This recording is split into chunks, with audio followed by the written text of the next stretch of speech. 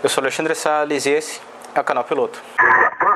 Então, senhores, mais uma vez, como sempre, vamos iniciar aqui mais uma leitura de e-mails do pessoal para responder as dúvidas. Então vamos aqui para o e-mail do Thiago Otelo, que mora em Manaus. Boa noite, comandante. Rapaz, esse termo de comandante dá uma confusão aqui. Mas vamos lá. Boa noite, comandante. O texto é grande, mas por favor responda a minha dúvida. Eu estou fazendo isso, vamos lá. Vou dividir minhas perguntas em blocos, são muitas. E cara, eu vou te falar que isso realmente ajuda. Complica um pouco quando o pessoal manda as perguntas em modo de texto. Se vocês mandarem em modo de, por exemplo, pergunta 1, pergunta 2, ou asterisco 1, asterisco 2, facilita ainda mais aqui pra gente. Dúvida 1. Bem, primeiramente gostaria de parabenizar você e toda a sua equipe por este blog tão interessante e imenso de informações e incentivo para jovens pilotos. Obrigado.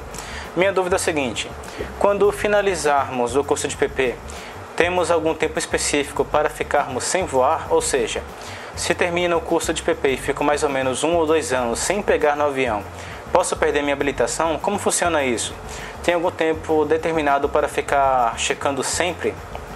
Essa é uma boa pergunta que tem no canal Piloto, nos textos, mas eu, se não me engano, eu não cheguei a abordar em vídeo. A licença, o seu certificado de habilitação técnica de piloto privado, tem a validade de 2 anos, ou seja, se você ficar 2 anos voando ou sem estar voando, tanto faz, a cada 2 anos você vai ter que fazer um voo de recheque para poder revalidar o seu CHT, certo?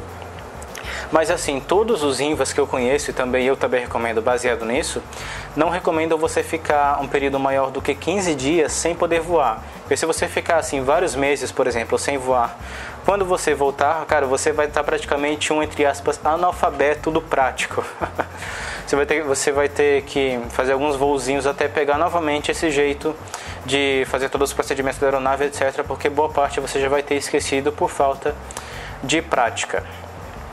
Certo? E só citando aqui novamente, CHT de PP tem validade de 2 anos e o CMA de PP tem validade de 5 anos. Pois é o seguinte, estou juntando uma grana e quando tiver a grana toda do PP, pretendo iniciar ele até o fim. Só que eu não teria o dinheiro para o PC ainda, depois do término do PP. Por isso essa dúvida, vou ficar muito tempo parado juntando a grana para o PC. Posso perder minha habilitação do PP? Bom, isso eu já respondi acima, né? Ou tenho que ficar checando para não perder? De quanto tempo? Já respondi acima também. Mas só mais um fator que ele citou aqui. Tiago, se você vai fazer o seu PP e você sabe que você vai ter que fazer uma pausa grande até iniciar o seu PC, cara, eu recomendo você pegar essa grana, esse capital, esse dinheiro, essa verdinha do PP e guardar, não usar ainda. Tenta guardar esse dinheiro do PP, tenta conseguir depois o dinheiro do PC e aí sim você faz junto o seu PP e o seu PC logo em seguida. Porque se você colocar essa lacuna de 1 ou 2 anos que você citou aqui entre o seu PP e o seu PC, o seu aproveitamento como piloto vai cair bastante, cara. Você inclusive vai ter que fazer mais alguns voos, como eu disse, até pegar novamente o jeito e conseguir ser aprovado nas missões. Porque dependendo do tipo de voo que você fizer, o seu instrutor de voo vai acabar te reprovando por você não ter um bom aproveitamento pelo fato de você não ter uma prática bem recente. A dúvida é a seguinte: se concluímos a maioria das horas em aeronave particular, quais são as chances de alguma companhia de táxi aéreo te colocar, digamos, como copiloto? As companhias ficam com o pé atrás se a maioria das horas que o futuro piloto concluiu foi em aeronave particular? Porque é o seguinte, minha mãe voou para o interior aqui do Amazonas e conheço o sócio do aeroclube pelo qual ela voou. E aí ele comentou a meu respeito para ele e ela disse... Como é que é? E aí ele comentou a meu respeito para ele e ela disse que eu pretendia fazer as minhas horas de voo em São Paulo, devido a ser mais barato. Aqui está custando R$510 a hora e só tem o Tupi para instrução. Ele disse que eu não precisaria ir para São Paulo, pois ele conhecia um cara que conseguia pelo mesmo custo que eu teria se viajasse. O que você acha? Vale a pena realizar particular, tanto as de PP quanto as de PC? Quais as chances que eu tenho dele de me colocar como copila? Ou alguma outra companhia me contratar? Desde já agradeço. Bom, parte do que ele perguntou aqui nessa última parte eu respondi já acima.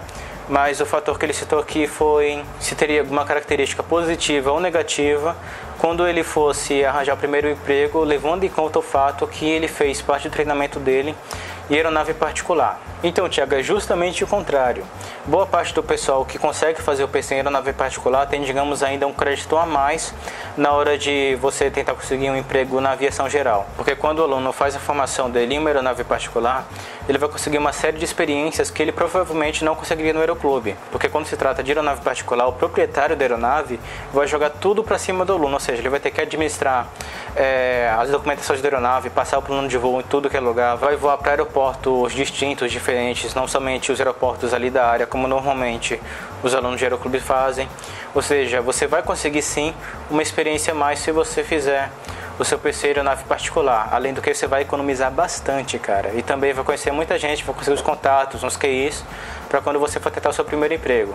Então, se você tiver a chance de fazer o seu PC aeronave particular, eu recomendo sim, cara, mas também pesquise aí todos os detalhes antes de tomar essa sua decisão. Pretendia fazer a Paulistinha em Bragança, o que você acha? O Canal Piloto já escreveu uma análise sobre o Aeroclube de Bragança, eu vou deixar aí na descrição para você dar uma lida aí e conhecer os fatores tanto positivos quanto os fatores que ainda tem que melhorar. Mas, cara, eu vou te falar, fazer o treinamento em Paulistinha é totalmente recomendável, cara, você pega um peimão do caramba ali. Então vamos aqui pro e-mail do Gilberto Komoguchi. Komoguchi? Será que é isso? Como vai, Salles? A vida vai indo. Assisto há algum tempo seus vídeos e sempre tive uma dúvida.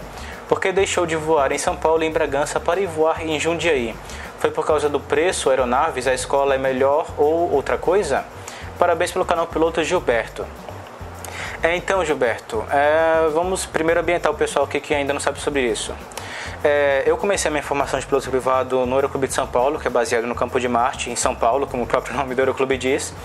Depois, quando eu fui checado como um piloto privado no Aeroclube de São Paulo, eu fui começar a voar o comecinho do PC no Aeroclube de Bragança Paulista, ali no interior do estado. Fiz 4 voos lá e eu passei a voar na IJ de Jundiaí, que é onde eu estou voando no momento que eu estou gravando esse vídeo. Gilberto, normalmente quando eu vou certo período em algum aeroclube, como o de São Paulo em Bragança, eu escrevo análises explicando para o pessoal o que tem de bom naquele aeroclube, quais são os diferenciais deles e algumas características para a pessoa conhecer aquele aeroclube. Então eu vou deixar aí na descrição o link da análise que eu já escrevi sobre o Aeroclube de São Paulo e sobre o Aeroclube de Bragança Paulista. E em breve eu também vou escrever uma análise sobre a EJ de Jundiaí, que é onde eu estou voando agora. Então, baseado nesses textos, você vai poder ter essas suas dúvidas aí respondidas, certo, Gilberto? Bom, então é isso, senhores, vamos encerrar por aqui agora, sempre lembrando que o e-mail para o envio da sua dúvida é o contato@canalpiloto.com.br. Se você enviar a sua dúvida e depois de alguns dias a sua dúvida não for respondida aqui no ar, é porque ela pode ser facilmente respondida através do Google ou de um próprio conteúdo já publicado no Canal Piloto, então basta você fazer uma pesquisa rapidinha aí. E como sempre, pilote um livro, leia um avião e nunca se esqueça de ter mais agilidade.